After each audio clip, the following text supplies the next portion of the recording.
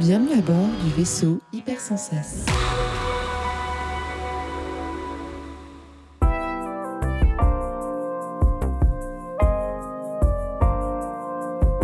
Bonjour à tous et bienvenue dans 6388, votre podcast qui fait le tour de la création de jeux de société. Je suis Zéphiriel et pour présenter cette émission, je suis accompagné du merveilleux Théo Rivière. Bonjour Théo, comment vas-tu ? Salut Zef, écoute, ça va très très bien et toi-même ? Écoute, on se plaint pas, le beau temps arrive, il fait chaud, les conditions sanitaires s'allègent un peu, c'est toujours plus agréable. J'ai même ouï dire qu'un jour on allait finir par réussir à se rencontrer dans la vraie vie, quoi.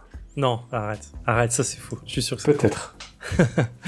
Aujourd'hui, une émission bien particulière. Encore une fois, on a le plaisir et le bonheur de recevoir un auteur, et pas n'importe qui, Stéphane Anquetil. Bonjour à toi. Bonjour. Comment vas-tu ? Très bien, écoutez, ici à Toulon il fait 26 degrés, nous il fait beau tout le temps donc ça compte pas, et puis j'ai fait du bateau ce matin donc c'était idyllique. Oh là là, la vie est dure à Toulon quand même. Très très très dur. Aujourd'hui, on va parler avec toi de la création de jeux d'enquête, parce que c'est un peu ta spécialité à toi. On va commencer tout de suite par faire une courte présentation de ton travail. Donc, tu as été auteur sur des Sherlock Holmes Détective Conseil, Chronicle of Crime, spécifiquement sur l'extension noire. Tu as aussi écrit des escape books et des escape box 404, mais aussi des Vivez l'aventure. Et plus récemment, tu es auteur sur Crime Zoom d'Aurora. C'est bien ça ? Ouais, je fais une gamme de jeux d'enquête qui s'appelle Crime Zoom, effectivement, avec Alexis d'Aurora.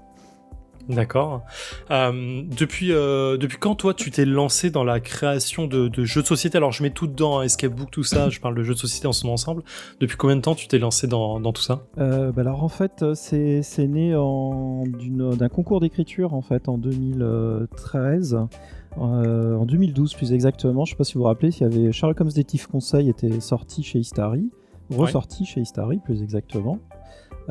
Et il y avait eu un concours d'écriture et en fait déjà j'ai découvert ce jeu que je connaissais pas du tout et ça a été vraiment une révélation, quoi. Vraiment une épiphanie comme on dit, tu sais, un jeu qui était pas sur le score complètement, qui était pas avec des points, qui était littéraire, où il fallait faire attention à chaque mot, etc., avec une liberté d'investigation totale. J'ai complètement flashé d'abord sur le jeu en l'achetant, en y jouant, puis après il y a eu ce concours d'écriture et je sais pas ce qui m'a pris sur un coup de tête.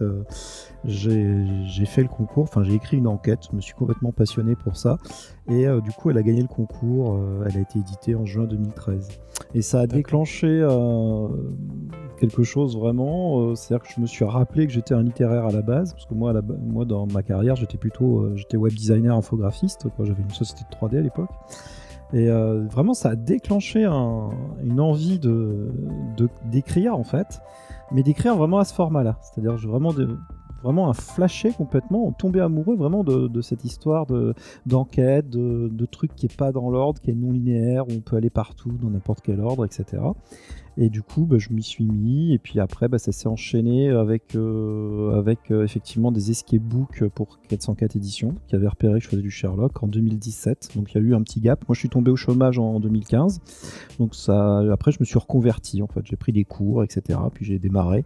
Et ce qui m'a professionnalisé, c'est effectivement tout ce que j'ai fait après avec 404 éditions, en surfant sur la mode des escape games. Donc avec 2 collections différentes qu'ils ont chez eux, pour lesquelles j'ai beaucoup participé, notamment à la déclinaison enfant, puisque c'est moi qui ai lancé les premiers de chaque gamme enfant. Les escape box junior, qui sont des escape games pour enfants avec des cartes à cacher, et les escape books junior aussi, qui sont une déclinaison des escape books adultes pour lesquels j'avais fait le premier contrat avec eux sur du Sherlock encore. Et après, si je regarde bien, le gros truc, c'est le début de Chronicle of Crime Noir en 2017, qui est sorti en 2019, je crois, pour le fiche 2019.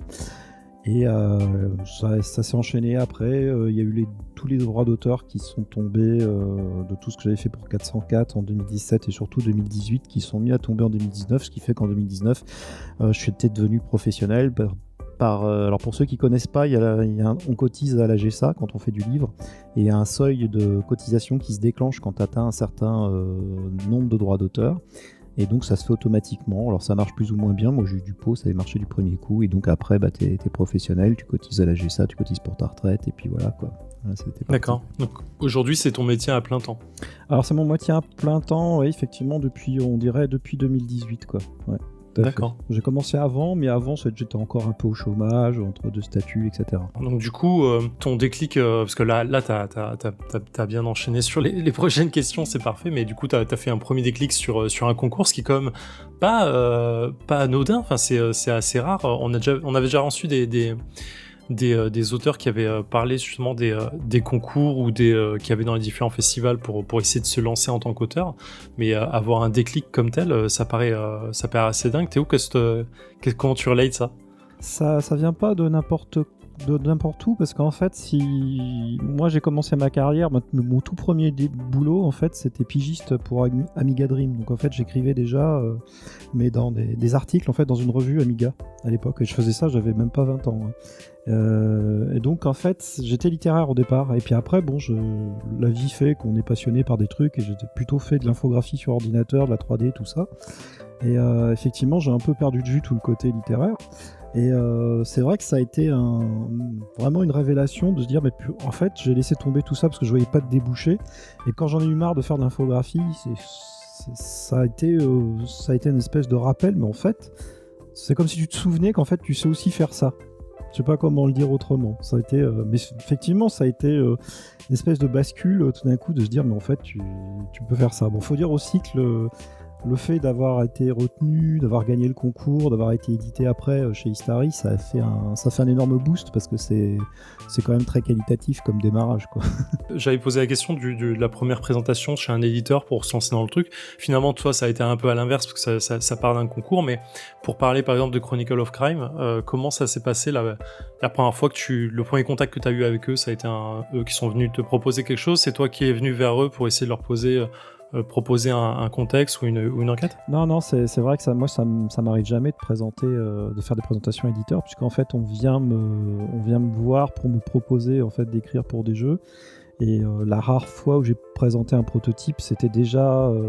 en fait, j'avais déjà pitché l'idée à Alexis, c'est même lui qui m'avait dit, si tu fais un jeu d'enquête de tel format avec des cartes, je l'éditerai. Donc j'ai fait le jeu par rapport à ces contraintes. Et en fait, oui, j'ai jamais fait, moi, de présentation éditeur, ça m'est jamais arrivé, puisqu'on soit dans le livre, on me fait des commandes, et dans le jeu, David Dissicurel, donc l'auteur de Chronicle of Crime, il connaissait en fait un ami commun, qui savait que j'avais fait des enquêtes pour Sherlock, et puis on nous a présenté, je crois que c'était à Paris Ludique sur le stand d'Alexis, je crois d'ailleurs, et puis voilà, on a discuté, et il cherchait des auteurs, et c'était pas évident d'ailleurs pour lui, parce qu'à l'époque Chronicle of Crime était vraiment un c'était vraiment un prototype, hein, c'était très embryonnaire avant de devenir le succès mondial qu'on connaît. Et il cherchait vraiment des auteurs, parce que lui c'est d'abord un game designer et pas un scénariste, quoi. Ah, Théo, on est là sur un cas extrêmement particulier, parce qu'on est vraiment sur une personne qui est sur les commandes particulières, en fait, qui a pas besoin d'aller chercher ses éditeurs pour se faire éditer. C'est quand même fou, non? Ouais, c'est étonnant, et c'est chouette de voir que le truc que t'as réussi, et moi c'est comme ça un peu que je t'ai connu aussi, hein, c'est que rapidement il y avait un côté de il y a un jeu d'enquête qui sort, Stéphane il a fait un scénario, quoi. C'était assez évident, tu t'es assez vite installé comme un spécialiste, en fait, ce qui était très chouette. Et je suis content que tu parles un peu de Chronicle of Crime, parce que j'allais te poser la question justement sur alors Sherlock Holmes étant détective conseil étant particulier, mais sur ta relation avec les auteurs, les autrices des jeux sur lesquels tu scénarises, savoir si t'étais en contact directement, si t'avais eu l'occasion d'échanger pendant Chronicle of Crimes. Et donc t'as un peu répondu à ça, mais est-ce qu'il y avait une guideline qui a été produite par l'éditeur? Est-ce que t'en as discuté avec eux? Comment est-ce que ça se passe, ta relation, toi, avec les auteurs sur lesquels tu travailles, en fait? Alors c'est venu d'une demande de David, parce que David, en fait, le contrat qu'il avait avec Lucky Duck Game, qui, je rappelle, est basé en Pologne, même si la boîte, enfin le fondateur est français, c'est que lui devait s'occuper quand même de fournir tous les scénarios. C'est-à-dire, en fait, il était responsable, on aurait presque... il avait un petit statut, en fait, de sous-chef de projet, en fait. Lucky Duck s'occupait de l'application, des graphismes, etc. Mais toute la partie création et intégration, surtout des scénarios, je vous rappelle, Chronicle of Crime, pour ceux qui ne connaissent pas, ça se joue avec une appli. Et donc, donc il y a un moment donné, il faut vraiment faire de la programmation dans un éditeur de scénario en fait, qui est une interface assez conviviale mais quand même assez technique, qui permet de rentrer les dialogues, les événements. À 9h il se passe ci, il y a une VR à tel endroit, etc. Et donc il fallait déjà apprendre ça. Et en fait il a fait un tri des auteurs déjà par rapport à ceux qui acceptaient en fait cette contrainte technique d'apprendre à cet éditeur de scénario, d'apprendre à s'en servir avec lui, puisqu'il le développait avec Lucky Duck parallèlement. Et lui il a vraiment chapeauté effectivement des auteurs. Il m'a chapeauté moi, il a chapeauté également Guilain Masson pour l'extension Review, et puis tous les autres auteurs qui sont intervenus sur le jeu de base, en plus de lui-même qui faisait sa petite campagne, la campagne du jeu de base qu'il a écrite, je crois, avec un co-auteur également. Mais effectivement, on avait plutôt un espèce de référent qui était David, et après, bien sûr, Lucky Duck faisait son boulot d'éditeur, donc imposer des deadlines au mieux, faisait toute la partie, par exemple, ils nous ont demandé très tôt, par exemple, c'était assez perturbant, de fournir des briefs pour les illustrateurs, parce que sachant que les illustrations mettaient un certain temps, Noir, par exemple, c'est 30 personnages, je crois qu'il y a 15 lieux, il y a des cartes spéciales aussi avec des icônes, donc il fallait faire tout ça le plus tôt possible avant même d'écrire tous les scénars. Moi je me rappelle, c'était assez perturbant parce que j'étais obligé d'imaginer des personnages dont je savais même pas si j'allais vraiment en avoir besoin. D'ailleurs, pour l'anecdote, sur les 30, il y en a un qui a jamais servi à rien. La carte existe, mais en fait, j'ai pas eu l'occasion d'utiliser. Et ça a été effectivement parce que derrière, c'était une grosse machine, parce qu'il fallait faire appel, et eux, ils faisaient appel à des illustrateurs dans le monde entier, puis pour 3 jeux en même temps, enfin 2 extensions et le jeu de base, donc c'était vraiment une grosse machine avec le Kickstarter. Et nous, effectivement, on était là à alimenter des scénarios, à découvrir les possibilités du jeu, et même à découvrir les possibilités de l'éditeur de scénario. C'est-à-dire que eux, l'input en fait qu'il y avait par rapport, par exemple, à Noir, où il y a des actions spéciales, ou surtout l'extension de Guilain Masson, Review, il y avait carrément une dynamique un peu jeu de rôle avec des compétences, des trucs comme ça. Ça voulait dire qu'il fallait vraiment développer des fonctions spéciales en plus dans l'éditeur de scénario. Donc du coup, des fois, il y a des choses qui sont arrivées très tardivement. Nous, par exemple, sur la corruption, on a eu la gestion de l'argent. Elle est arrivée super tard, elle a dû arriver quand j'écrivais le 4e scénario. Avant, on a fait avec des ersatz, puis tout d'un coup, on a eu une gestion super fine de l'argent au dollar près, alors qu'on était juste parti sur des cartes à présenter au début. Bon, vas-y, t'as $20, t'as 4 cartes de $20, on dit que t'as 100, voilà, on dit que t'as $80 et on fait comme ça. Et en fait, on s'est aperçu qu'on avait un super outil à la fin, on aurait presque pu faire un jeu de commerce tellement c'était fin, quoi. Le programmeur avait en fait été au-delà de ce qu'on lui avait demandé. Pour lui, c'était plus simple de faire une variable avec l'argent. Ça, c'était le genre de petite anecdote amusante.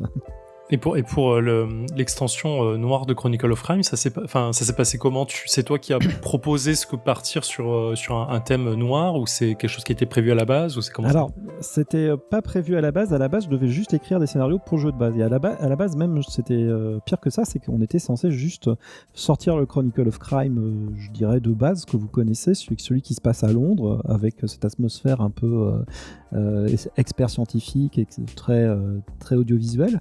Et en fait, c'est Lucky Duck qui, je crois à l'époque, a dû commencer à réfléchir à faire un Kickstarter, je crois, juste après, qui s'est dit, en fait, ça serait mieux commercialement qu'il y ait des extensions très typées. Et donc, à ce moment-là, j'avais commencé un scénario qui s'appelait No Force, d'ailleurs, qui est devenu le No Force qui est dans Crime Zoom. C'est la même histoire. Ah oui. C'est assez amusant. C'était en fait mon test au départ pour Chronicle of Crime. C'était ma première intégration pour voir si j'étais capable de le faire et puis comment ça se passait. Donc, on a commencé ça. Puis à un moment donné, il y a David. J'ai retrouvé le mail d'ailleurs juste avant le podcast. Donc, au début 2017, David me dit, mais en fait, Vincent m'a dit, on arrête en fait ce scénario de test, tout va bien, mais on le fera plus, on finira plus tard un jour peut-être. Mais en fait, on va faire carrément une extension avec toi. Et là, effectivement, on a commencé à discuter avec David et l'éditeur de quel univers on voulait. Donc, ça a été très rapidement Film Noir. Elle s'appelait même Film Noir au tout début, je crois. Après, ils ont pris que Noir parce que c'était plus international, plus facile à identifier, même pour des gens qui ne parlent pas le français. Et on est parti comme ça, on a inventé tout un univers, le personnage du détective principal, James Spader, qu'est-ce qui se passerait dans l'extension, quelles seraient les actions spéciales, quelle serait la tonalité de cette extension. Et on est parti assez vite sur un truc effectivement un peu plus mature, un peu plus adulte, et plus dur aussi que le jeu de base, avec une narration un peu plus difficile effectivement, puisqu'on n'a pas vraiment d'autres personnages. On s'est rapidement aperçu qu'il fallait quand même une secrétaire ou quelqu'un qui fasse la liaison avec nous pour nous apporter des événements, parce que comme le joueur n'a pas le téléphone avec lui, puisqu'on est censé être dans les années 50, il n'a pas de portable avec lui, ça posait des problèmes de gameplay par rapport au jeu de base, parce qu'effectivement on pouvait pas faire sonner, enfin il y a des événements dans le jeu de base où on peut qui arrivent un peu à la va-vite, comme ça, qui se posent par le téléphone portable qu'on peut pas avoir dans les années 50. Voilà, et dans les années 50 50, ça n'avait pas de sens, quoi. Donc du coup, on a été obligé d'amener des personnages secondaires quand même, une sorte de petite équipe d'informateurs ou de secrétaires, enfin de gars qui t'aident, quoi, parce que sinon, on pouvait pas avoir ces événements. Donc du coup, ça a posé ce genre de petits problèmes. Mais effectivement, on a résolu tous ces problèmes ensemble. Et le partage des tâches entre les deux, entre David et moi. David étant un game designer de jeux vidéo à la base, il s'est vraiment occupé plutôt du game design, quoi qu'on a fait les rôles ensemble, mais vraiment il posait des questions plutôt de contexte global, de game design, etc. Et moi je me suis complètement occupé du scénario, de l'écriture. Il a quasiment jamais écrit une ligne, sauf quand il manquait une interaction par exemple, et puis après je réécrivais derrière, mais donc on s'est très très bien partagé les tâches. D'ailleurs sans jamais rentrer en conflit, parce que chacun avait son domaine et ça s'est très bien passé malgré la difficulté du projet, parce que ça a été un projet qu'on a commencé donc en fin 2017 et qui est sorti en 2019, quoi. Donc ça a été très très long quand même à écrire pour 4 enquêtes. Il faut dire que les gens se rendent pas compte, mais le moteur du jeu est absolument très puissant. Et on le découvrait en même temps. Et on essuyait les bugs dans l'application qui permet aux gens de jouer, on essuyait les bugs dans l'éditeur qui permet à nous de créer les scénarios avant de les exporter vers l'appli. Enfin, ça a été des fois assez dur, quoi. C'était comme un développement de jeux vidéo, en fait. Plus, je trouve, que du jeu de société classique. Ok, on va passer un petit peu à la création et savoir comment toi tu te lances dans comment tu réfléchis dans ta création et comment tu te lances dans les enquêtes. Comment ça se passe à la base? Est-ce que tu t'as un carnet à idées, t'as quelque chose qui, je sais pas, je dis ça parce que je sais que Théo a des millions de petits carnets dans lesquels il note plein d'idées. Est-ce que toi aussi t'es plutôt de ce type de fonctionnement ou t'as une idée précise qui sort, je sais pas, quand tu lis quelque chose, quand tu regardes une série ou quoi, t'as tout de suite une idée qui émerge? Alors j'ai fait un petit point là-dessus. En fait, des fois je visualise une scène de crime, en fait. Je visualise quelque chose qui m'intéresse visuellement, en fait, notamment pour Crime Zoom ou même pour Chronicle of Crime. Par exemple, dans un des scénarios de Chronicle of Crime, je voulais arrêter qu'on ait des scènes de crime, je voulais qu'il y ait un accident au départ. Et en fait, la voiture saute du pont, on se retrouve en bas dans des égouts emblématiques de Los Angeles. Et en fait, pour moi, c'était très cinématographique. Je voyais ça vraiment comme un début de film, un accident impressionnant, une sortie de route, la voiture qui va exploser, etc. C'était vraiment visuel. Et effectivement, des fois, je pars d'un fait divers qui m'intéresse. J'ai des documentations assez variées sur pas mal de choses criminelles, ce qu'on appelle les dossiers meurtres, qui est un vieux truc des années 90 qui est assez génial pour ce genre de truc. Et puis des fois aussi t'as juste une mécanique, en fait. Alors effectivement c'est plus un ensemble de modes opératoires, de systèmes de preuves, des choses comme ça auxquelles tu penses et tu te dis ah tiens ça serait cool d'utiliser ça en jeu. Et puis du coup tu pars de là puis tu fais ton histoire à partir de là. Et puis évidemment oui, comme tout le monde, il y a des films qui m'inspirent, il y a des séries, ou des fois même je me fais un challenge. Par exemple là je suis en train de faire un Crime Zoom qui est inspiré de Fenêtre sur cour de Hitchcock. Donc c'est marrant. Pour Chronicle of Crime Noir, le 4e scénario, c'est une adaptation du Faucon Maltais. Enfin, c'est une allusion, parce qu'en fait, en regardant le film, je pouvais pas vraiment faire un scénario pour Chronicle of Crime, mais disons, je me suis inspiré de l'univers du film, c'était sympa. Donc oui, il y a plein de choses différentes qui peuvent t'influencer, qui peuvent te donner des idées, quoi. D'accord. Et tu notes tout ça dans un coin, ou quand tu as l'idée, tu fonces sur une création telle quelle. En fait, comme tu disais que tu fonctionnais par commande, j'essaie d'imaginer le truc ok, on t'amène un truc en disant ok, on a envie d'une enquête. Est-ce qu'on te dirige déjà vers quelque chose et tu essaies de fonctionner comme ça et tu vas dans cette direction, ou est-ce qu'on dit ok, juste une enquête et toi c'est à toi de trouver l'idée? Pour Noir, les idées, non, j'étais responsable des idées. C'était à moi de trouver des idées effectivement et de renouveler à chaque fois, parce qu'on a 4 enquêtes dans l'extension. En essayant effectivement d'utiliser au mieux quand même les possibilités du jeu. Les commandes dans le livre ont des thèmes imposés, donc c'est un petit peu particulier. Sur Crime Zoom, effectivement, j'ai un document avec plein d'idées, soit de thèmes d'enquête, soit de systèmes de preuves, soit même carrément de mécanique de jeu, ou par exemple, depuis le début, on s'était dit tiens, ça serait cool d'avoir quelqu'un qui observe un peu comme dans le film, font des vues d'hôtel ou des vues de caméra, et on compare ce qui s'est passé dans les enregistrements, par exemple des caméras de surveillance avec la scène de crime ou avec les chambres de l'hôtel. Et donc du coup, le Fenêtre sur cour, il était noté comme ça. On l'a utilisé comme ça avec des photos qui se comparent. Il faudra explorer l'immeuble en face et puis comparer, essayer de comprendre qui est sur la photo, où ça s'est passé, etc. Ouais, ça dépend.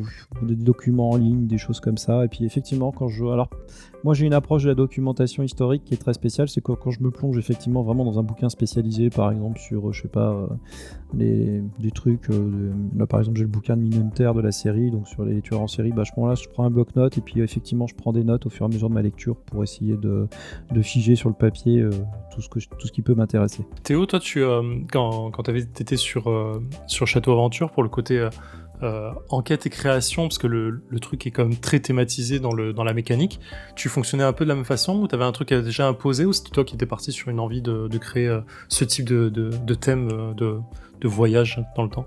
On avait un tout petit cahier des charges, un petit canevas de ce qu'il fallait faire et ne pas faire, que j'ai retrouvé après le projet, et d'ailleurs c'est merveilleux parce que une des lignes en gras était il faut faire un truc familial, et j'ai fait le scénario 18+ du bouquin, donc on a eu un cahier des charges que j'ai très vite décidé de pas respecter, ce qui n'a pas posé problème, mais a posteriori je me suis dit mais quel petit relou là, on me donne un cahier des charges et directement je me dis non moi je vais pas faire ça.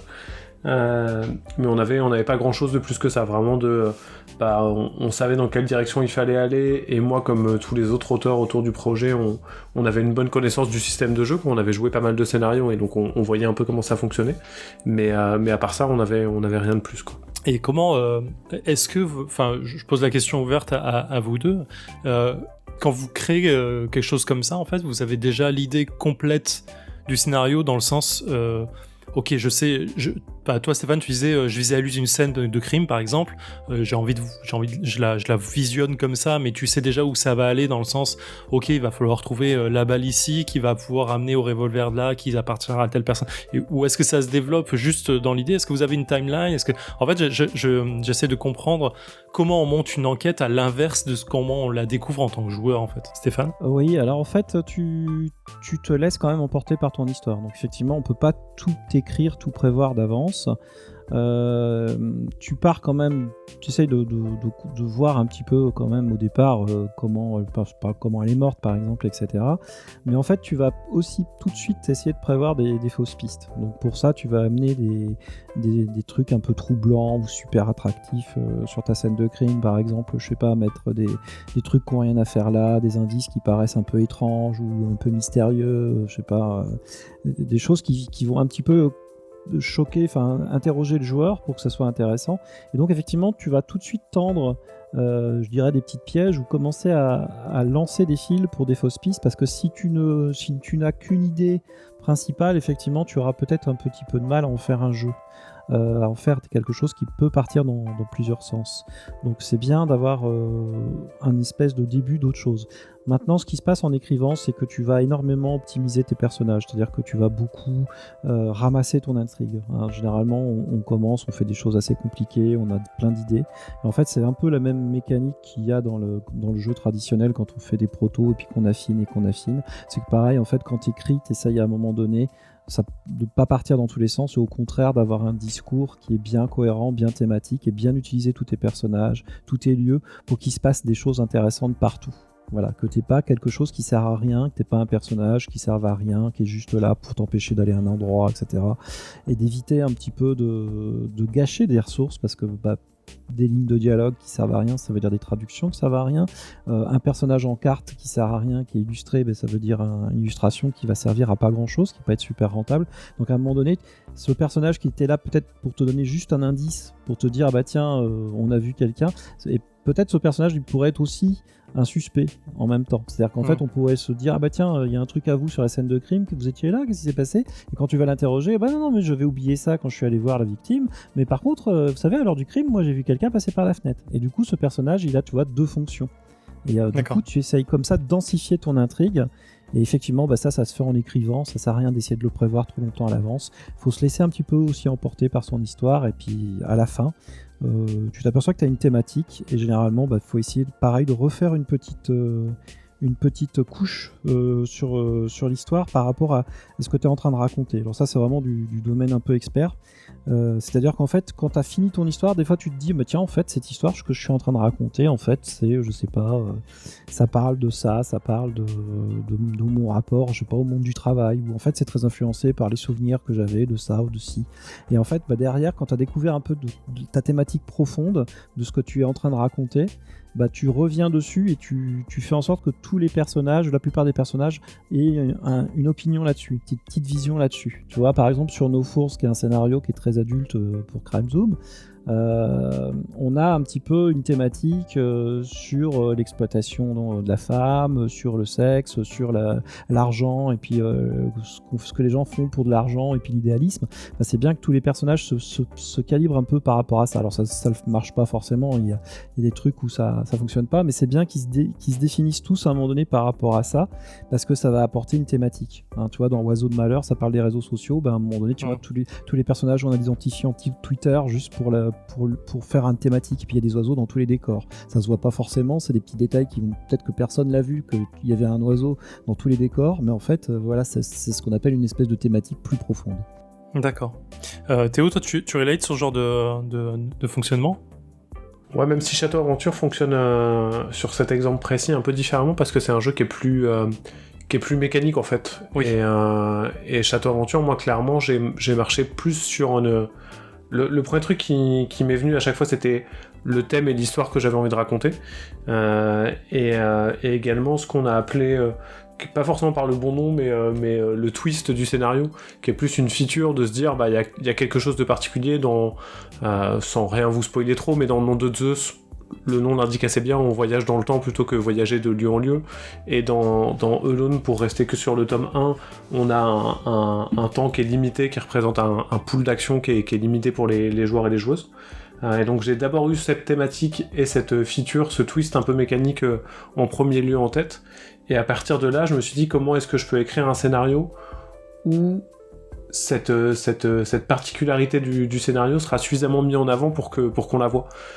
Si t'as un scénario où t'es en temps limité, mais en fait ce temps limité on s'en fout parce que t'as toujours le temps de tout faire et il n'y a pas une pression du scénario de l'histoire sur le temps, mais en fait ta mécanique elle est pas mise en valeur. Donc il y a vraiment une dimension pour moi, et je sais que pour en avoir reparlé surtout avec Antoine Ludo-Corentin et Gabriel, ce qui est presque tous les auteurs sur le premier bouquin, on a tous bossé assez différemment, mais moi c'était vraiment d'abord le thème et cette feature, et ensuite bah, comment est-ce que j'agence un peu toutes les choses, les lieux, les différents objets, les interactions autour de ces deux piliers-là pour que tout ça soit vraiment le mieux mis en valeur possible.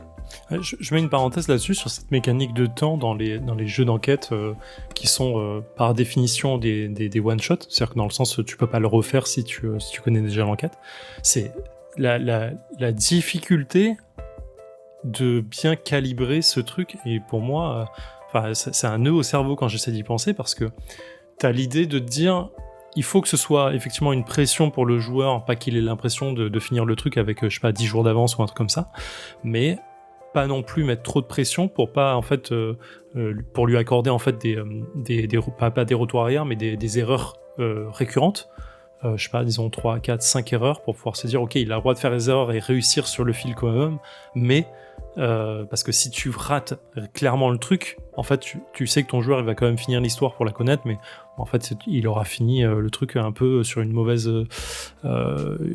sensation, en fait. Et cette mécanique de penser, de dire, ok, je dois lui laisser des marges d'erreur, mais pas trop non plus, elle est extrêmement dure à calibrer, je trouve. Elle est assez rare en fait sur le temps, c'est plutôt sur les jeux d'enquête. Moi je pense à Chronicle of Crime effectivement, où il y a vraiment un timer, il y a vraiment une horloge, et tu as effectivement à un moment donné on te dit il faut que l'enquête soit bouclée avant minuit parce que ton client il va partir, ou parce qu'il va se passer telle chose qui va mettre fin à l'enquête. Mais autrement c'est plutôt ce qui se passe comme pression, c'est plutôt qu'on peut pas tout explorer, c'est-à-dire que tu as un nombre de pistes qui est limité entre guillemets, ou qui va impacter ton score si tu vas avoir tout par exemple. C'est un peu le cas dans Crime Zoom, c'était le cas dans Détective Conseil, etc. Et effectivement, d'ailleurs tout ce qui est gestion du score et de cette espèce de pression de est-ce que je vais tout voir et tout comprendre mais je vais pas avoir un bon score ou pas finir à temps, ou est-ce que j'essaye d'optimiser mon parcours, d'aller à l'essentiel, mais d'un autre côté c'est un peu faux parce que tout le jeu finalement il est construit pour que tu puisses pas aller à l'essentiel du premier coup, sinon il n'y a pas de jeu, ça veut dire que tout est évident. Donc c'est vrai que c'est quelque chose qui est difficile à résoudre. Je sais qu'en termes de score, moi ça m'intéresse pas trop. Il y a des gens qui disent clairement qu'ils jouent pas aux jeux d'enquête pour ce genre de choses. Enfin, ils préfèrent jouer pour l'histoire et ils s'en foutent du score. Puis après, t'as toujours des joueurs qui viennent te dire au fait, le score, ça se passe comment ? On n'avait pas trop compris, machin. Sur le premier Crime Zone, notamment, on avait eu des retours là-dessus parce que c'était pas clair. Très honnêtement, on avait une règle qui était pas bonne. Mais en fait, ouais, c'est toujours un peu bizarre. C'est vrai que moi aussi, ça m'interpelle. Et il y a toujours cette tentation de l'histoire et qui est un petit peu conflictuelle avec la tentation de gagner, en fait. En fait, faut savoir mêler du coup le gameplay pur avec une histoire, clairement, parce que c'est du si le but c'est juste de retourner toutes les cartes pour arriver à la fin et comprendre ce qui s'est passé, t'as quand même une frustration de dire c'est pas moi qui ai réussi le truc, j'ai juste retourné et dévoilé l'histoire. Mais le gameplay doit pas prendre le pas au point de te faire rater la moitié du jeu juste pour avoir du score. Ouais, c'est compliqué ça, je suis assez d'accord sur le fait que aujourd'hui, je trouve qu'il n'y a pas de bonne solution, il n'y a pas de truc qui, moi, en tout cas, en tant que joueur plus qu'en tant qu'auteur, me satisfait pleinement. Parce que des jeux d'enquête, il y en a beaucoup qui sortent. Il y a eu une belle vague, là, ces 5 dernières années. Et la plupart des nouvelles manières de le faire se démarquent par une nouvelle manière de jouer.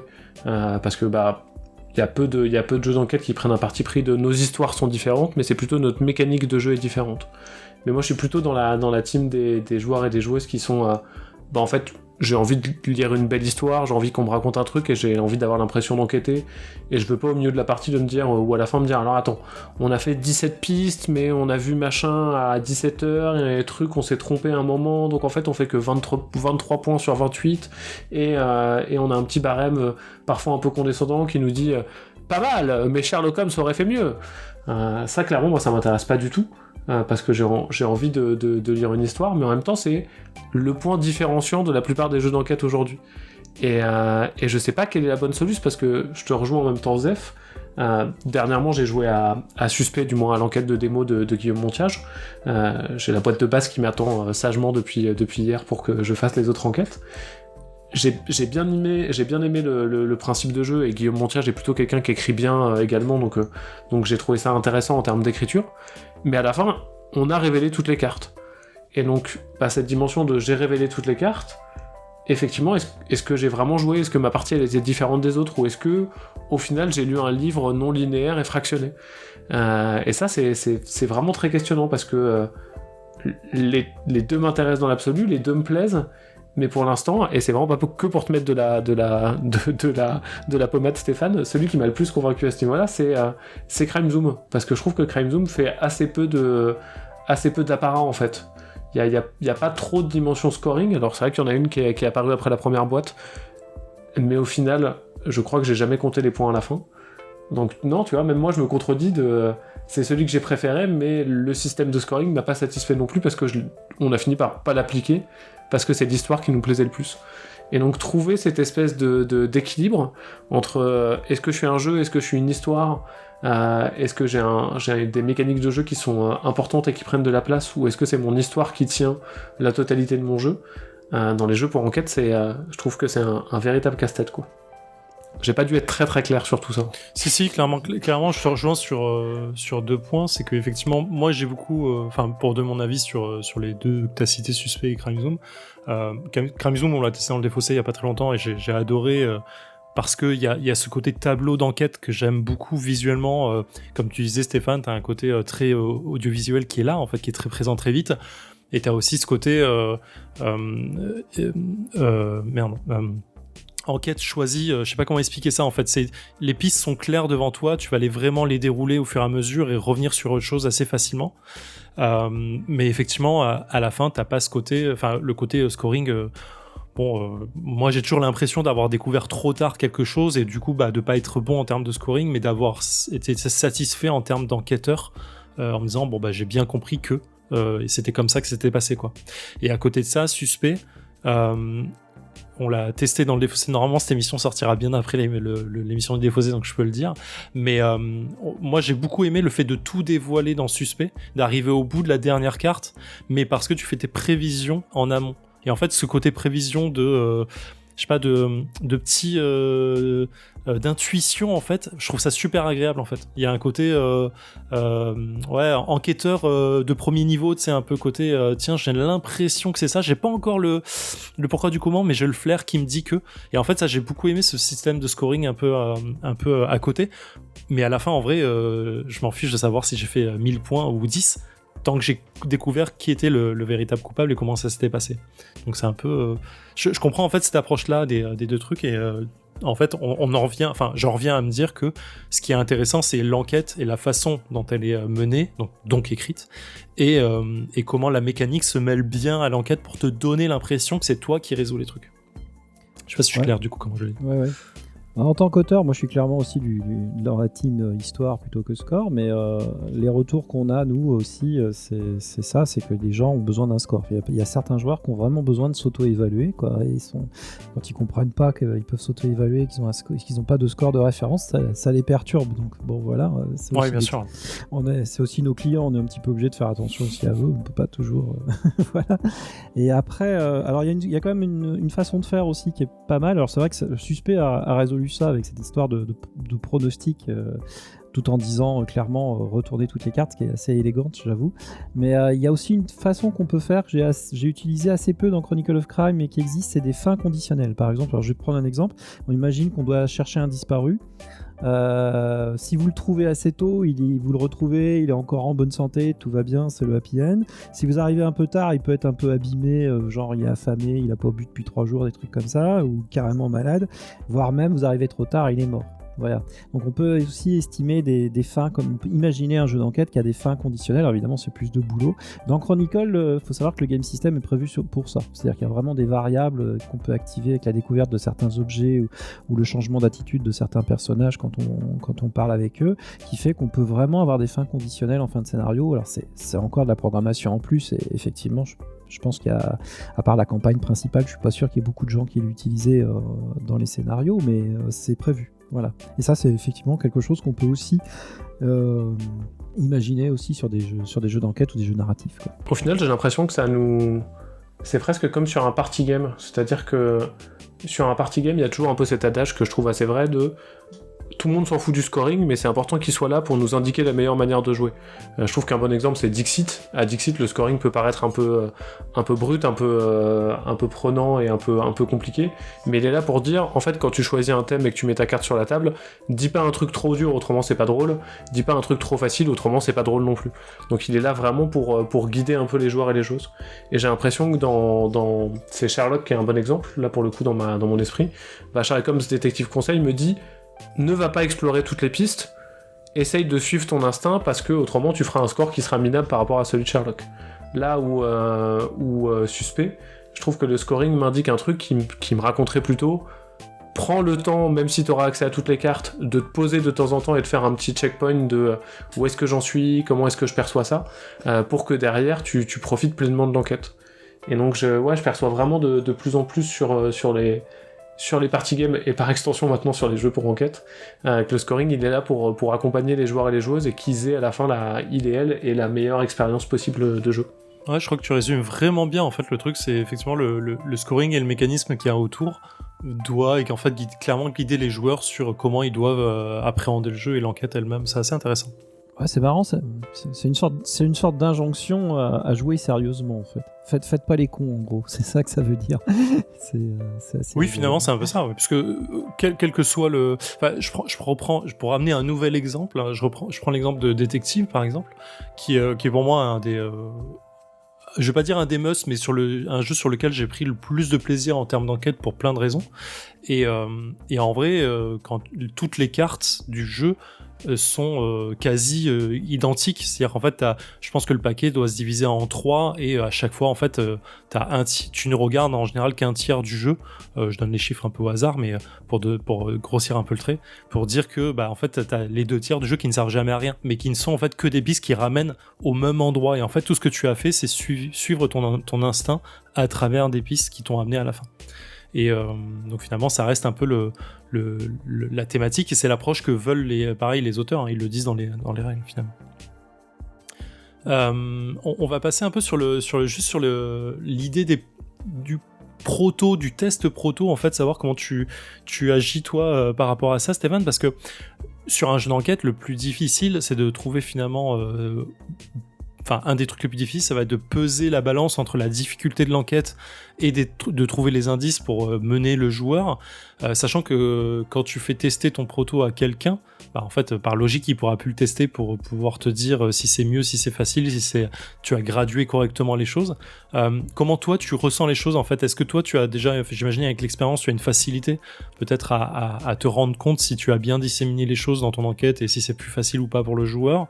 Mais est-ce que tu as un listing de personnes prédéterminées à qui tu envoies les enquêtes au fur et à mesure pour pouvoir pré-tester les jeux?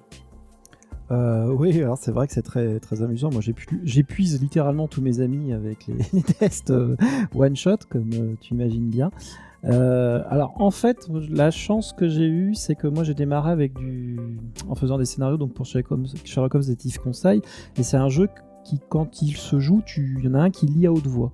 Ok, il lit ton texte à haute voix, puisque c'est quasiment, il n'y a pas d'illustration, ou très très rarement un facsimilé de code, enfin il y a très peu d'illustrations, c'est vraiment de la lecture à haute voix, et les indices sont dans le texte. Donc en fait, ça m'a donné tout de suite en fait la possibilité d'entendre et de comprendre comment les gens jouent ce genre de jeu d'enquête. C'est-à-dire qu'en fait, le fait qu'ils lisent le texte à haute voix et non pas qu'ils marmonnent en regardant une carte, tu vois tout de suite comment les gens s'approprient l'histoire, sur quoi ils butent, qu'est-ce qui marche pas. Et comme après il y a une discussion autour de la table où on va à quelle piste, on fait quoi après, et que cette discussion est forcément orale et donc tu y assistes, disons, si tu es vraiment en écoute active pendant ce prototype, pendant cette séance de test, tu apprends énormément sur la façon dont les gens raisonnent.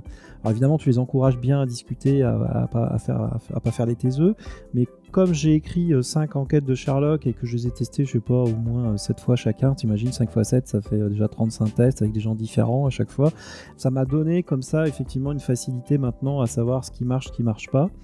Et du coup, la difficulté, finalement, tu finis par l'avoir. Alors, en plus, la deuxième chose qui m'a beaucoup servi, c'est de faire du livre avec 404 éditions, parce que eux, ils ont des éditrices qui sont spécialisées dans la relecture de manuscrits, et là, tu as un suivi pareil avec des commentaires et qui t'oblige aussi à écrire très clairement. Alors les deux aspects, le fait que des gens lisent ton texte à haute voix et butent sur les mots et que tu t'aperçois que tu fais des phrases trop longues avec des phrases alambiquées, que les gens c'est trop long, ils n'arrivent même plus à respirer, tu vois, il manque des virgules, la phrase est trop longue, ils se perdent, des noms propres trop compliqués, surtout avec Sherlock en anglais, avec des noms à l'anglaise, t'imagines bien que les gens des fois ils butent sur les noms propres en anglais, etc.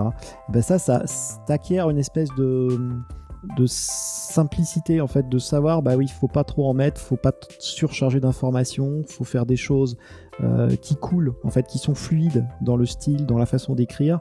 Et ça, c'est vrai que entre les éditrices de 404 qui me reprenaient, qui me faisaient des trucs simples, notamment pour les enfants, la première personne, au présent, etc. J'ai acquis effectivement une certaine expérience là-dedans. Et c'est vrai que ça aide vraiment à se faire comprendre, parce que tu t'aperçois qu'en fait rien n'est trop dur si c'est bien amené. Je sais pas si j'arrive à me faire comprendre. C'est-à-dire que c'est pas vraiment la difficulté de l'énigme policière, c'est que si tu l'as bien amené, s'il y a des indices redondants à droite, à gauche, qu'il y a, je dirais même des fois, une espèce de contexte qui fait que tu vas penser à ça, tu vas t'amener vers la solution, parce qu'il y a plein de petits trucs qui t'y font penser, tu peux faire passer n'importe quoi en fait, c'est pas le problème. Mais effectivement, si tu balances un truc très dur, sans l'avoir amené, sans plein de petits trucs qui te font penser à la solution, d'ailleurs ça rejoint un peu la création d'énigmes d'escape. C'est pareil, si tu balances une énigme très dure, sans contexte, sans consigne, t'es presque sûr de bloquer tout le monde. Par contre, si tu as des éléments autour qui font que, par exemple, tu as fait une énigme, c'est un code musical, tu as des éléments qui te font penser à la musique, tu as d'autres trucs qui te donnent une partie du code ou un code qui est similaire, et puis du coup les gens pensent déjà à la musique quand ils arrivent devant cette énigme. Tu vois, l'énigme elle est plus simple, et c'est un petit peu ça, c'est cette espèce d'enrobage qu'il faut faire autour pour amener les gens, y compris par plusieurs chemins, à la bonne solution, et comme ça c'est fluide. Je vois complètement ce que tu veux dire, effectivement. Tu parles des livres, des jeux-livres, donc des escape books. Est-ce que pour toi, il y a une différence en termes de création et d'idées quand tu rédiges un escape book, quand tu pars sur un jeu type Sherlock, ou alors Sherlock c'est très proche, mais Chronicle of Crime ou Crime Zoom dans l'idée, en termes de création, d'idées de créatives? À mon avis, ce qui est très commun, c'est ces histoires d'effectivement de non-linéarité. Donc, tu as un espèce de petit univers dans lequel tu vas raconter une histoire. Et moi, ce que j'aime bien me prendre comme image, même mentalement pour moi, pour bosser, c'est que je m'imagine le lieu de l'enquête ou de l'histoire, ou je sais pas si c'est une île déserte. Tu imagines ces petites îles sous un globe, un peu comme dans une boule à neige. Et on imagine qu'il y a plein de trucs qui se passent en même temps et que ton personnage, en fait, où qu'il y aille et dans quel ordre, n'importe quel ordre qu'il y aille, que ce soit avant ou après, il va faire de toute façon les mêmes rencontres qui sont prévues. Donc en fait, tu as une espèce de petit univers, un peu comme une maquette, et tu balades ton joueur là-dedans. Et c'est comme ça en fait que je trouve qu'il y a vraiment un truc de commun. Après, effectivement, entre l'escape et l'enquête a quand même une dimension beaucoup plus psychologique, où tu vas pouvoir t'appuyer sur ton expérience de la vie, sur plein de trucs que tu as pu acquérir, regarder, avoir dans des séries, alors que les énigmes vont avoir un côté beaucoup plus systématique, un peu plus froid, un peu plus mécanique en fait. Côté relation avec les éditeurs, est-ce qu'il y a un truc qui change entre les escape books et les... Parce que tu disais par exemple sur les escape books, tu avais des éditrices qui étaient vraiment plus calées, plus précises dans la façon dont elles rédigeaient les retours. Est-ce que tu as une facilité de travailler sur les escape books qui est différente que sur les jeux de société en général? Bah en fait, c'est deux univers assez différents. Effectivement, bon, 404 éditions, c'est vraiment des gens qui viennent du livre. Hein. C'est le groupe Editis, c'est le deuxième plus gros éditeur français de livres. Il y a Hachette et après il y a eux. Et effectivement, eux, ils ont des formations derrière. Ils prennent des gens qui sont formés dans des cursus spéciaux des métiers de l'édition et qui sont évidemment l'édition entre guillemets classique de livres, etc., d'écrits. Donc ils ont des méthodes qui sont éprouvées depuis très longtemps. C'est vrai que nous dans le jeu on a beaucoup on tâtonne encore un peu quoi. C'est-à-dire qu'on voit des gens qui montent leur boîte, il y a des éditeurs qui arrivent qui faisaient complètement autre chose avant, qui apprennent un peu sur le tas leur métier, et puis même le métier de chef de projet de jeu, tu vois, c'est encore très très nouveau quoi. Autant dans le jeu vidéo ils commencent déjà à avoir un petit peu de passé, mais chez nous c'est quand même très récent, et on voit bien qu'il y a deux méthodes de travail complètement différentes qui ont chacune leurs avantages et leurs inconvénients. Et dans le livre, c'est vrai qu'ils sont très déjà deadline, ils sont très rigoureux, ils ont vraiment le sens du texte en fait, le sens du respect du texte, de raconter quelque chose. Par contre, ils vont avoir beaucoup plus de mal effectivement dès qu'il s'agit de jeux, par exemple un truc très bête, évaluer la difficulté pour les enfants, d'énigmes, des choses comme ça. Ça c'est quelque chose qui va être beaucoup plus dur pour eux. Parce que il faudrait qu'ils fassent beaucoup de tests, etc. Ils n'ont pas vraiment cette culture du proto, de la soirée proto qu'on va faire. Ils y arrivent. Ils ont des gens, hein, bien sûr, chez eux qui commencent à faire ça. Ils ont même un label et tout ça. Ils ont embauché quelqu'un qui était chez Space Cowboy avant, donc ils y arrivent. Mais c'est vrai que c'est un peu nouveau pour eux. Alors que dans le monde du jeu, tout ça, toute cette communication autour du jeu, on va tester, on va peaufiner, ça ils l'ont beaucoup. Par contre, on sent que sur l'histoire, ils découvrent un petit peu. C'est vrai qu'il y a beaucoup d'éditeurs de jeux de société qui sont encore un peu en train de découvrir comment on fait des scénarios, comment on raconte des histoires, parce qu'effectivement c'est pas vraiment leur métier de base, et ils connaissent pas vraiment les mécaniques de la narration, ce qu'on appelle les mécaniques de scénario, les techniques de scénario, la narration, tout ça quoi. Toi Théo, tu relates un peu sur le côté difficulté des énigmes pour les enfants, sur Détective Charlie par exemple, ça c'est un truc qui prend vite la tête sur la création à la base? Nous, ça a été un peu particulier parce que sur Détective Charlie, je suis accompagné par les Feylar, qui sont deux scénaristes qui, elles, sont habituées et sont spécialistes de bosser sur du contenu pour enfants. Donc c'est plus elles que Loki qui vont être un peu... quand moi je bosse sur des scénarios, c'est elles les premières relectrices, et c'est elles qui peuvent me corriger des fois un peu sur mon niveau de langue, où moi j'ai tendance à mettre des mots un peu trop compliqués, ou sur la difficulté globale. Là où Loki va arriver dans un deuxième temps, et moins sur une expertise que sur des tests pour le coup. Loki a des partenariats avec pas mal d'écoles, et donc régulièrement, ils et elles vont tester avec des enfants qui vont faire des retours. Donc on est plus sur le système classique itératif. Par contre, je me retrouve complètement dans ce que Stéphane évoque il y a pas mal d'éditeurs qui se lancent, d'éditeurs de livres, j'entends, qui se lancent dans le jeu de société contemporain maintenant. Et je bosse avec quelques éditrices, que ça soit avec Ozu, qui fait beaucoup de jeux, mais qui vient plutôt du monde du livre pour enfants et de loisirs créatifs, ou même des gens comme Nathan, Fleurus, qui fait aussi partie du groupe Editis. Tous ces gens-là qui font maintenant du jeu de société. Tu sens que c'est pas la même manière de faire, quoi. Et je te rejoins parfaitement, Stéphane, sur le côté de... En fait, c'est des gens qui ont été formés au métier de l'édition, et donc qui ont un savoir-faire et qui ont une rigueur qu'on retrouve pas dans le jeu de société, où la plupart des boîtes, c'est deux personnes qui se kiffaient bien, qui aimaient bien les jeux, et qui se sont dit « Allez, vas-y, on monte une maison d'édition », et bam, ça s'est lancé comme ça. Avec le positif et le négatif de parfois c'est un tout petit peu plus rigide, et j'aime bien des fois ce côté un peu à l'arrache, peut-être plus amical du milieu du jeu de société qui est peut-être un peu plus sympa, mais c'est vachement agréable. Le temps c'est carré, t'envoies ta facture, t'es payé à la bonne date, t'envoies un mail, t'as un retour qui est généralement beaucoup plus rapide, t'as besoin de passer un coup de fil, tu passes un coup de fil. C'est quand même assez différent dans l'approche globale, et c'est pas désagréable pour le coup. Ouais, je rejoins Théo là-dessus, oui, effectivement. Ouais, c'est des méthodes qui sont un peu différentes, enfin, des univers qui on sent bien que c'est très différent. Il y a aussi, parmi les autres différences, aussi le milieu de l'édition livre est très féminin, beaucoup de femmes, et c'est assez agréable aussi. Effectivement, côté jeux de société, on est plus sur du geek, etc. On est plus sur des gens qui viennent de l'informatique, tout ça.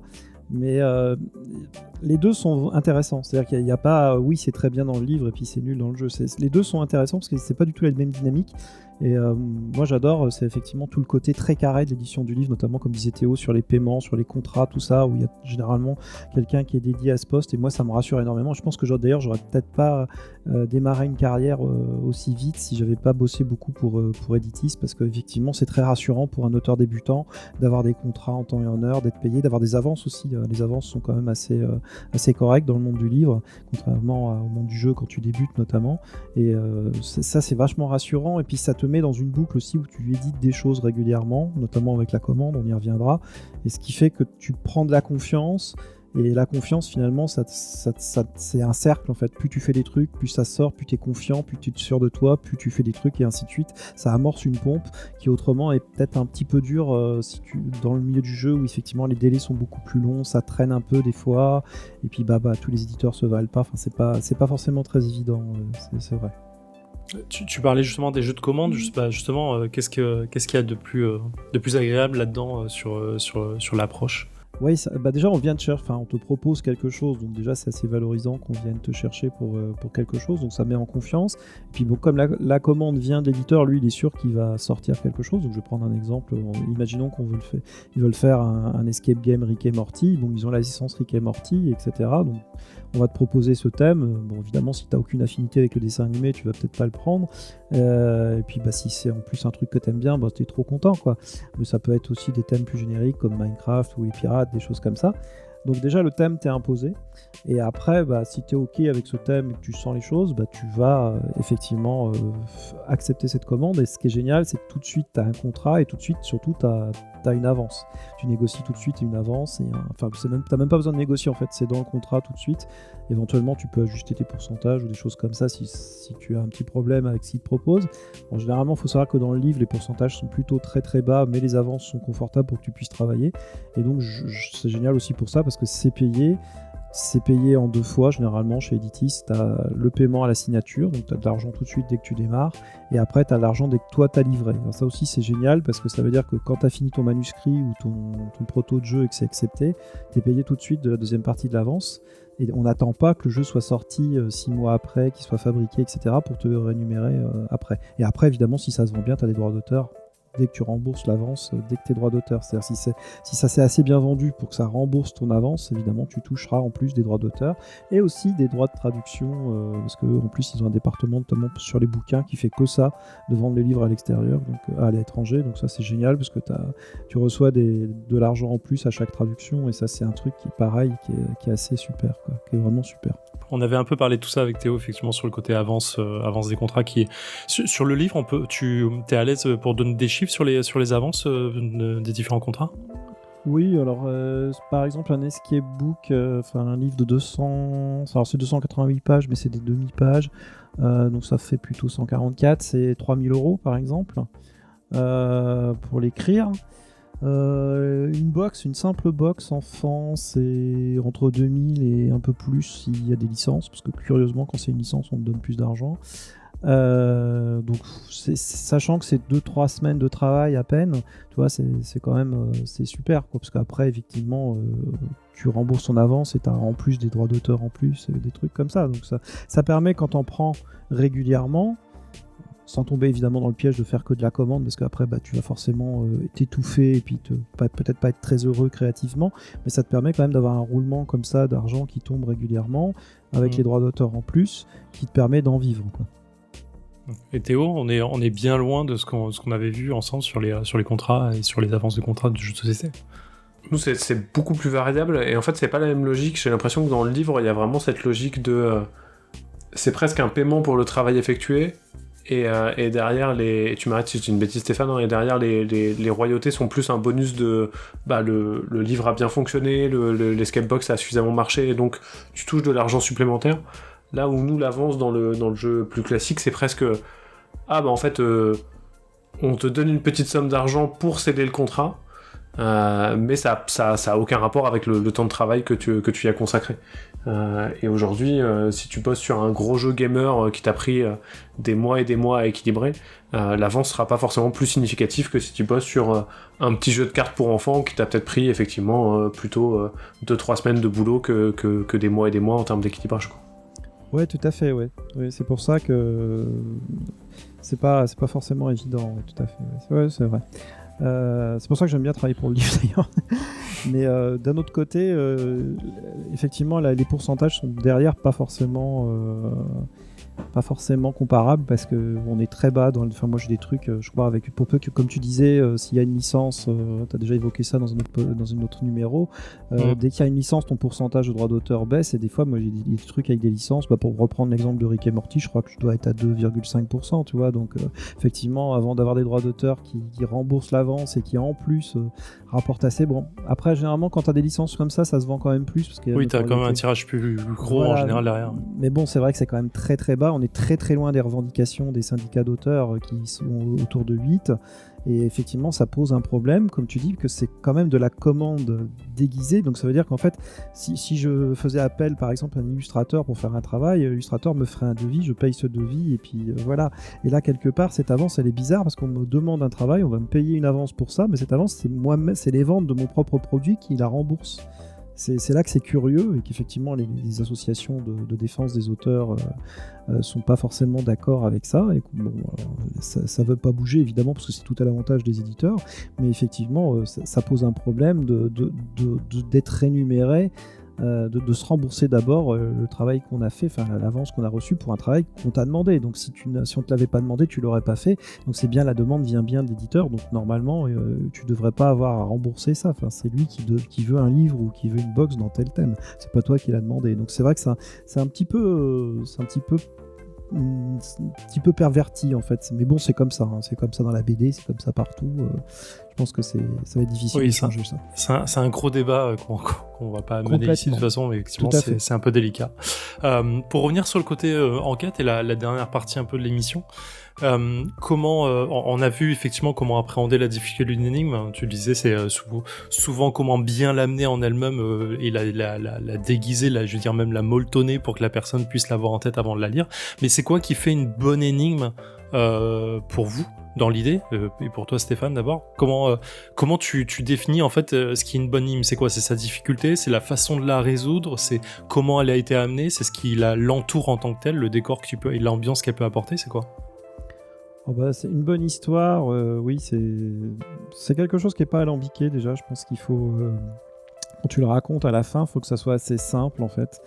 Il y a une espèce de légende où effectivement on imagine qu'une énigme policière c'est quelque chose de très compliqué avec plein plein de twists plus ou moins improbables, etc. Et en fait, non, je pense qu'une bonne énigme policière, c'est quand tu te rends compte qu'en fait, les raisons étaient assez logiques, qu'on est dans la réalité, qu'on est dans des mobiles logiques et pas dans des trucs invraisemblables, de folie, de complots complètement dingues ou des coïncidences extraordinaires. Et je pense que effectivement, c'est ce qu'on apprend dans les cours d'écriture, c'est qu'une bonne histoire, finalement, c'est une histoire assez simple et que la complexité va plutôt être parce que c'est foisonnant, qu'il y a des informations, qu'il y a toute une atmosphère, etc., qui fait que tu oublies peut-être le bon fil parce que tu te laisses emporter par des fausses pistes, etc. Enfin, moi, je travaille beaucoup comme ça, j'essaye pas de faire des trucs alambiqués. Et je suis content personnellement, effectivement, quand j'ai quelque chose qui signifie quelque chose à la fin. C'est-à-dire qu'on comprend finalement aussi bien la victime que le meurtrier. On a de l'empathie pour les deux. On se dit que voilà, ça m'a raconté quelque chose. C'est Boileau-Narcejac, le duo d'écrivains, qui disait que un roman policier, c'était le roman de la victime. Et bon, c'est vrai qu'il faut raconter une bonne histoire sur les personnages et être en empathie avec eux. Quand on est en empathie, qu'on comprend un peu tout, je trouve qu'on est bien. Moi, je suis satisfait en tout cas. Le plus simple possible, parce que le plus réel possible, quoi. Oui, le plus réel, ouais, c'est ça, le plus... que t'aies pas l'impression d'avoir été baratiné par des trucs invraisemblables, je pense. Ça, c'est important. Théo, qu'est-ce que t'en penses, toi ? Ouais, je suis d'accord. Pour moi, il y a vraiment cette dimension qui, des fois, peut paraître un peu injuste, mais en fait, quand tu fais un jeu d'enquête ou quand tu fais un jeu d'énigmes, on les rapproche souvent, effectivement, il y a une parenté. T'as envie que les joueurs, dans la plupart du cas, ils réussissent en fait. Donc il faut pas partir sur des trucs trop alambiqués où personne va jamais trouver la solution à ton énigme, mais t'es très très fier parce que si tu détricotes tout, bam, c'est extraordinairement bien construit, etc. Mais si personne n'y arrive, en fait c'est pas réussi dans l'absolu parce qu'il faut que les joueurs, les joueuses arrivent à s'en sortir et puis passent un bon moment grâce à ça. Et après, moi j'ai le sentiment qu'il faut que au moment où tu arrives à le faire, tu te sens quand même valorisé. Et c'est là où l'équilibre il est un peu dur, c'est que si c'est trop dur, personne n'y arrive. Et si personne n'y arrive, en fait, c'est chiant. Et moi, j'ai clairement fait j'ai joué à certains jeux d'enquête où, quand on a vu la solution, on s'est dit, en fait, on aurait pu chercher toute notre vie, on n'aurait jamais réussi à comprendre à détricoter l'intrigue et à réussir à résoudre ça, quoi. Et à l'inverse, parfois j'ai fait des énigmes où c'était très très facile et c'est aussi un peu vexant, quoi. Donc faut réussir à trouver un truc qui se tient bien, pour que ça ait du sens, et en même temps qu'il soit pas trop dur, mais pas trop facile non plus. Et cet équilibre-là, il est assez fin, je pense, et je le trouve pas toujours extrêmement réussi dans tous les jeux auxquels j'ai pu jouer. On est loin de l'énigme de la chouette. Ça. Ouais. Heureusement quand même. Oui, clairement. Ouais, d'ailleurs, c'est assez dit d'ailleurs qu'il faut éviter les codes secrets, enfin les trucs trop compliqués sur les codes secrets, des choses comme ça, parce que déjà les gens ils aiment pas forcément, il y en a que ça bloque, et effectivement, si t'en fais, il faut vraiment donner des outils pour réussir à comprendre, quoi, effectivement. Faut pas bloquer de genre. En fait, c'est très facile de faire un truc super compliqué que personne va comprendre. Ça, c'est vrai que c'est facile en fait de faire un truc super dur. La difficulté, elle est pas là. La difficulté pour l'auteur, elle est au contraire de faire un truc fluide et logique, quoi. Oui, c'est d'arriver à bloquer, de mettre de l'adversité aux joueurs, mais de leur donner les clés très rapidement pour qu'ils comprennent comment la combattre, quoi. Ça, tu peux le faire aussi en multipliant les chemins vers la bonne solution. C'est-à-dire qu'en fait, notamment, un truc que je fais régulièrement, c'est que généralement mes fausses pistes donnent toujours un indice quand même valable. Vers la vraie piste. Voilà, même si tu vas voir un faux coupable, donc t'as un suspect qui était là, machin, tu vas le voir. Bon, il t'explique que, tu comprends que c'est pas lui parce que il va t'apporter des preuves soit il était pas là, soit il avait pas de mobile, soit ceci, soit cela. Mais il va aussi te donner une information qui va te recentrer sur l'enquête ou sur autre chose, qui va te donner un plus. Et ça, c'est effectivement, tu peux multiplier aussi les preuves, tu peux mettre 2 chemins de preuves différents, notamment dans Crime Zoom, il y a des Crime Zoom où il y a 2 façons de prouver qu'il y a eu un c'est ce meurtrier-là, quoi. Tu vois, t'as des trucs qui se recoupent. Et ça, c'est bien parce que du coup, le joueur a l'impression en plus d'être plus libre. Tu vois, il peut naviguer entre les 2 pistes, en suivre une et pas l'autre, etc. Et il est satisfait avec ça. Donc on prendre l'enquête qui donne en fait un petit fil qui arrive sur la pelote de laine tentaculaire qui résout la corporation qui est en train de prendre contrôle du monde. C'est pas trop ce qu'on cherche finalement dans ce genre de truc. Oui, ça va être compliqué, je pense. Ça va être, c'est vrai que c'est des thèmes qu'on retrouve beaucoup dans certaines séries qui sont très alambiquées, où il y a toujours des espèces de complots, de rebondissements. Tu vois, je pense à Mentalist que j'avais revu en entier il y a pas longtemps, où effectivement t'as cette espèce de d'enquête sur John le Rouge, où c'est lui, non c'est pas lui, non c'est machin, non c'est une espèce de secte de policiers qui se couvrent les uns les autres avec un tatouage, tu vois. Et en fait, ils ont tellement compliqué que plus tu suis, à la fin, ça devient complètement ridicule parce qu'en fait, t'arrêtes un mec qui était sympa, qui a aucune raison que ce soit lui le tueur, parce il aurait pu tuer le mentaliste bien avant, il avait eu l'occasion de le faire. Enfin bon, et ça devient complètement incohérent. C'est-à-dire que plus tu compliques les choses, que tu les tricotes, et on voit ça aussi dans certains films où il y a le rebondissement, du twist, du machin, et à la fin, ça devient ridicule parce que c'est tellement complexe que forcément, tu génères des incohérences. Oui, clairement. On est. J'ai une idée en tête, du coup, j'ai complètement zappé, donc c'est pas grave, je vais pas la. On a tous des exemples où ça nous a fait ça, tout à fait.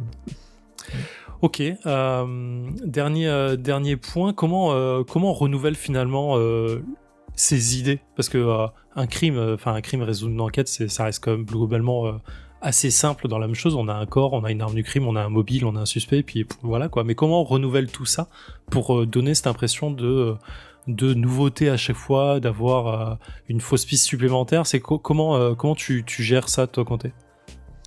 Bah, déjà, tu peux. Bah, en fait, t'as déjà rien que sur le mobile, par exemple, faut savoir, il y a à peu près, je crois que ça 5-6. J'ai un tableau pour ça, j'avais fait sur un bouquin.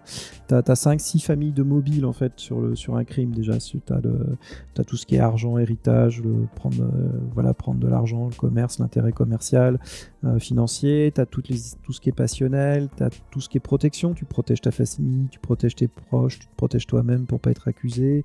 T'as le politique. Enfin, tu vois, t'as beaucoup de choses déjà dans le mobile. Bon, les modus operandi, il y en a plein des façons de tuer quelqu'un, ça peut se renouveler très vite. Et après, effectivement, tu peux déplacer tout ça dans l'histoire, dans le passé, dans le présent, même faire des enquêtes futuristes. Enfin, en fait, c'est quelque chose que déjà les auteurs de policiers renouvellent depuis plus d'un siècle, puisque le genre policier, on va le dater un petit peu à la fin au tout début, à la fin de l'époque victorienne.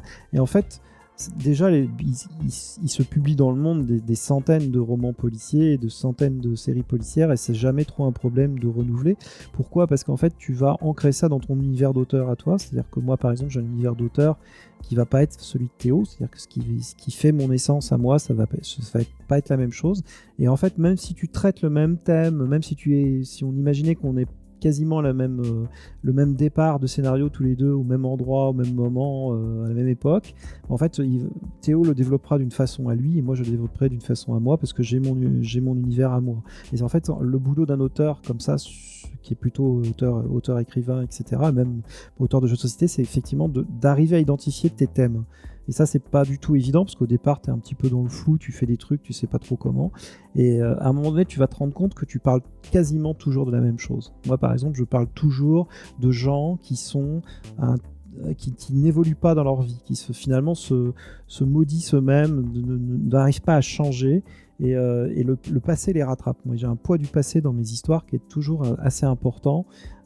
Ça, plus le côté un peu, des fois un peu faire parler les morts, ça c'est vraiment un truc qui est au centre de mon univers à moi. Et tu vois, c'est très personnel, c'est un truc qui est comme ça, qui est peut-être lié au fait que j'ai perdu mon père, j'ai perdu ma grand-mère et que j'ai regretté de ne pas les avoir connus plus. Enfin, des trucs comme ça que tu peux pas vraiment maîtriser qui sont en toi. Et quand tu arrives à identifier ça, en fait, c'est tellement une source d'inspiration, c'est tellement au cœur de ta création que tu vas arriver à le décliner toute ta vie en fait. Putain, c'est fou. Théo, tu ressens un peu ça quand tu écris quand tu écris des enquêtes en général sur Château Aventure ou même sur Détective Charlie, même si c'est plus côté enfant? Ouais, je sais pas, j'essayais de me projeter là parce que c'était vachement intéressant et vachement beau. C'était un beau partage en plus, c'était chouette. Et j'ai essayé de réfléchir et je sais pas, je suis pas sûr de m'être encore trouvé à ce niveau-là aussi parce que mine de rien, entre une enquête de Détective Charlie où globalement il y a quand même au final il faut écrire 20 cartes avec chacune 4 lignes maximum, c'est quand même très très différent en termes de densité de texte, et comme on est plus sur des histoires de grosses bêtises pour enfants que des vraies enquêtes un peu profondes, je pense que c'est beaucoup plus léger. Donc je sais pas si je me suis encore trouvé, mais ça me donne envie de me poser et d'y réfléchir en fait, c'est intriguant. Oui, j'ai appris ça moi avec mes cours d'écriture en fait, avec Anaël Verdier, donc il avait des ateliers là-desdessus, donc c'est pour ça que ça... Un jour je l'ai découvert dans le train d'ailleurs, c'est exactement ce que je vous ai parlé, j'étais en train d'écrire une nouvelle comme ça pour tester un peu, ça parlait de quelqu'un qui arrivait à voir les fantômes en fait. Donc c'est une idée qui est déjà faite, mais en fait, je me suis aperçu que j'avais déjà eu des idées de médium, d'un jeu d'enquête avec un médium, etc. Et je me suis dit, mais en fait, oui, c'est ça, je fais parler les morts, c'est mon truc. C'est assez amusant. c'est Bon, c'est vrai que c'est un peu effrayant, mais en même temps, c'est tellement ça, quoi. Après, faire parler les morts, tu peux le faire de plein de aussi bien façons à travers, différentes. oui, à travers un Complètement. journal que tu découvres, à travers Un journal tout intime, un passé des que tu archives. connaissais pas du tout, une archive. Voilà, Complètement. exactement. Le coffre du grand-père dans le grenier, etc. Exactement. Complètement. Et d'ailleurs, tu verras, quand tu joueras les prochains Crime Zoom et d'autres trucs, tu penseras à ça, tu te diras, mais c'est vrai, en fait, il fait tout le temps la même chose. Ok. Est-ce que Théo, des questions, des doutes? Est-ce qu'on a un truc à ajouter? Parce que on a fait le tour pour toi. Non, c'est très intéressant. Je crois que on pourrait en papoter pendant encore très longtemps. Il y a plein de choses à dire sur les parentés, les différences, mais c'est déjà une belle émission, je crois. Ok. On va clôturer là. Stéphane, merci mille fois d'avoir accepté l'invitation qui a été un peu sur le tas et finalement un peu reportée pour différentes raisons, mais qu'on a réussi à faire. Merci à toi. Merci à vous. J'espère que merci beaucoup. t'as passé un bon moment parmi nous. Moi, j'ai hâte de découvrir ce que tu vas nous concocter sur Crime Zoom. Hein. Je les ai tous faits au moment où on parle, donc j'espère que tu nous en il m'en reste un. des beaux. Ah oui, t'en restes un. Mais tu l'as reçu, non? Je te l'ai envoyé il y a pas longtemps, je crois, le dernier. Je l'ai pas encore reçu, mais dès que je le reçois, je sais qu'on va le faire, parce que vraiment, encore une fois, sans flatterie, ça nous a vraiment beaucoup plu, et j'ai trouvé que c'était, dans sa simplicité, ça renouvelait bien le truc, parce que effectivement, il y avait tu sens qu'il y a une volonté de mettre en avant une écriture peut-être un peu plus fine et un peu plus travaillée que ce qu'il peut y avoir des fois dans les petits jeux d'enquête où parfois c'est des histoires peut-être un peu plus bateau, un peu plus classiques et peut-être un peu plus à côté des mécaniques de jeu, là j'ai trouvé que c'était vraiment l'histoire qui était au centre de ce que le jeu voulait nous proposer, quoi. Ouais, mais c'est vrai que c'est pas forcément évident aussi parce que la contrainte des cartes, voilà, on est sur 55 cartes.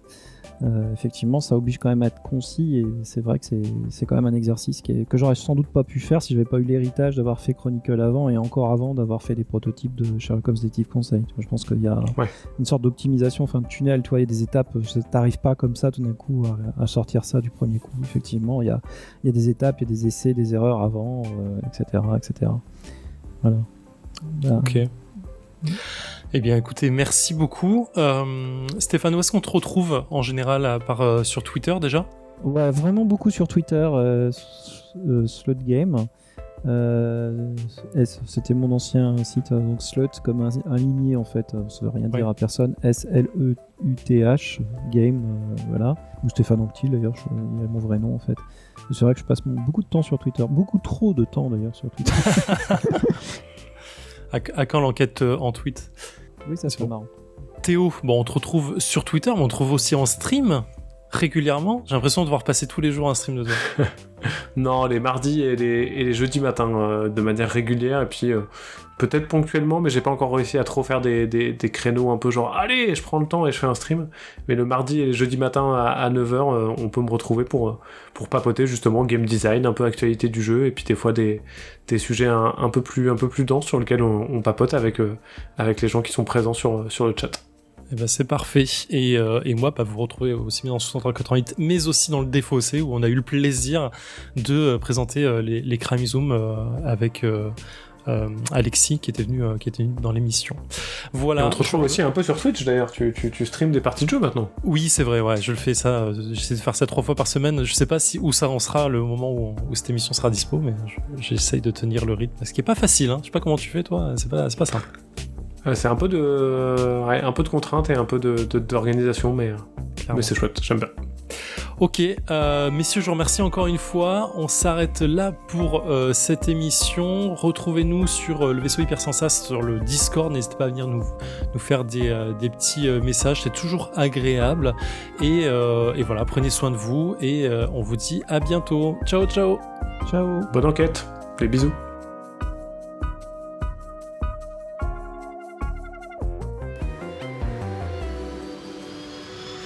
Fin de transmission.